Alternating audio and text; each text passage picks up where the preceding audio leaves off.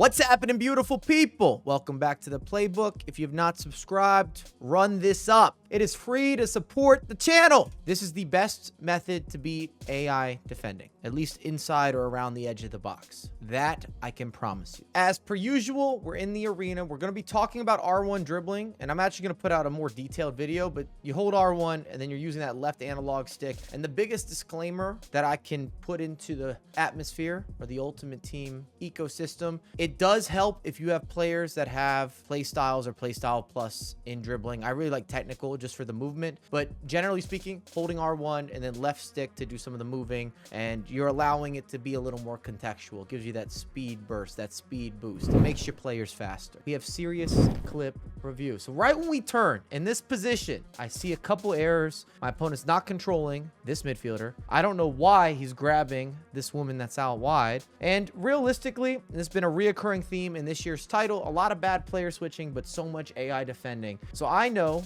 I've unlocked this gap of space. And what that tells me, I can run in that space with Musiala, who does have a playstyle plus for technical, which I talked about the importance of those playstyles and playstyle plus. So once I get the full speed, even if my opposition starts to switch players to any of these defenders, it might be too little too late. They might not be able to adjust, to track back, to take space, to impact what's happening. Musiala, full head of steam. You can see it kick in. And you're starting to see the player switching, but that's too little too late. This guy chasing back, I'm already in a full sprint. You just player switch to that man. It's not happening today. I'm already thinking, good luck to the defenders. Let me know what's going to work for us. Are we going to be able to cook? And there's going to be two areas of the pitch I really want to focus on. You're either going to be able to try to run through this gap, or if you're using the other angling of the pitch, you would be running through that gap. These are the areas of the pitch that you're going to have the highest level of success, even if they're packed out. In this circumstance, we've got a little more momentum. We've got more players moving. We've got more space to work with. But you'll see, I have more examples. Musiala sprints through. Again, your player switching way too late. We're into a circumstance where we've got a 1v1. Taking a glance at the goalkeeper. Is he going to come out? Is he going to challenge me? Are we going to be able to tap this home? Indeed, we can. There's your finish. 1-0. And in this case, if you look at the scorecards, this is a game winner in the 90th minute, technically the 89th, but you get the idea. I've got more. And you could do this from corner kicks. In fact, there's two methods that I really like in corners, but we're going to resurface. Bacha finds who else? Musiala. And now you're just sitting here looking at the defender saying there's no way. How are you going to get through all of these players? You have to remember, these players are not being manually controlled. Therefore, as long as you get the R1 dribble and you're into that full sprint, if you beat the front end player, so that could be someone here that's maybe chasing back. In this case, my opposition is rushing a body at our attacking player in terms of Musiala. So as long as we beat him, I got a chance. And we do that.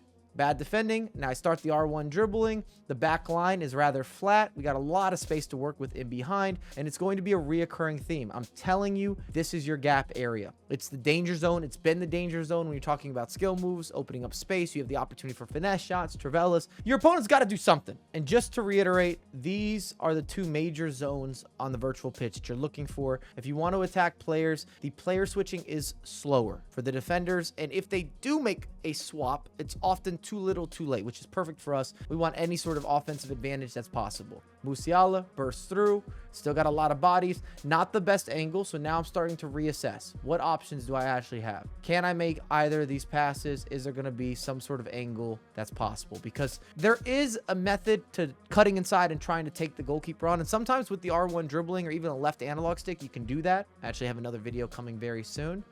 But in this circumstance, lay it back. And I mean, this is high level stuff. We're talking foot champs. You're pushing on for 15, 16, 17, 18, 19, 20 wins. We've got more. And this time we're switching to the other side of the pitch, the exact same area. And this is as clean of a setup as you could imagine. There's our gap. We're going to go through that gap. And as a reoccurring theme, man, the center mid is where the player is switched, even if he was in this area or this area. Any of those circumstances, my gap still exists. We can still sprint through this gap, which forces one of these players to do something. Are you going to attack me? Are you going to try to sit back? Can you close the space that I'm about to go into? Remember, we're taking this into this zone all day, every day. This is that power zone. I want to be a broken record. I want to keep this on repeat. I want to make things easier for you. And identifying what you're looking for, especially when you have all these bodies inside the box, chasing back in the midfield, crucial for your success offensively. Nakata takes the space. I get around the first man. Nobody is being swapped. You can still see it. We've got the chaser, but that means nothing. And again, my opposition has not switched. He has not manually switched to any of these players. So at this point, they're sort of out of the equation. That's how I feel. Through Nakata, it's not the best finish. We get a rebound. Goal is a goal. I am going to hammer you with examples. Ballack, overlapping run. Nakata, Musiala, good turn. We get a little bit of a reach and teach. But at that point, again, we now have a player that's a little bit out of position. We beat him. He's cooked. And it gives us some momentum. And that momentum is important because, again, we're trying to find our way into this same gap. Can we attack that gap? Can we get through? And in my mind, because of how overpowered I know the R1 dribble is, I've got Musiala, who has a play style plus. Player 1 and player 2 already cooked. We know that player 3 is out of the picture, but these two, they can't really make a play on this. I've already turned a defender, and I'm going into that full sprint. I'm going into that R1 dribble. I should mention you do not need to sprint at all when you're doing the R1 dribble. It's an important add-on into this equation. And you're not going to take large distances. You already have to be into that attacking zone. Understood. Musiala. Beautiful. Look at the... Come on. That's just gorgeous. Keeper, no man's zone. We take a glance up. I'm going to go to try to tap it under him. Cross the body. It's exactly what's going to happen. We deliver as we should. Musiala. Oh, easy on the eyes. Thank you, Musiala. It's a big reason that his value is where it is. You wanted upgrades. You wanted promos. You wanted improvements. Even his baseline gold was so good for so long because of his ability to dribble better than other attackers, better than other midfielders. For the big body crowd, you might ask, what about guys that don't dribble or don't move that well? It can still work. Your consistency won't always be as good, but there's still a gap here. We've got Haaland, full head of steam, R1 dribbling, and again, not known for being technical, not known for being precise. He's a little bit clunky. He is good this year. He's definitely overpowered, but I know the lane. I'm telling you, I'm teaching you, we know the lane that we're looking to attack. Why would we switch it up? The lane is there. And I look at the midfielders. They're out of the picture. Up top, that tells me, that identifies that I'm really only dealing with that back line. Can I beat these